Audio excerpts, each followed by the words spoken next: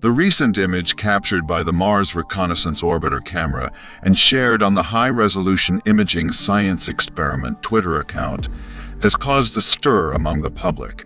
The image depicts a shape on the surface of Mars that resembles a bear face. At first glance, it may appear to be a deliberate drawing, however.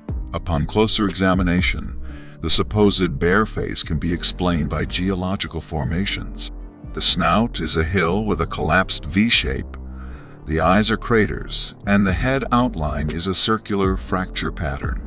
While the bear face may not be an intentional creation, it still provides valuable insight into the geography of Mars.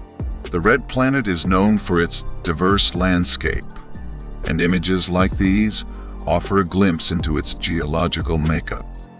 The fact that this image also slightly resembles the popular Doge meme and cryptocurrency logo adds an element of fun and imagination to the discovery.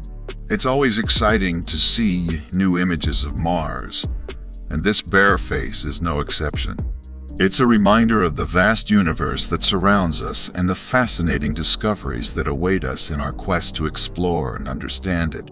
Whether you see a bear or a Shiba Inu face, this interesting image continues to spark imaginations and discussions among the public. Thanks for watching.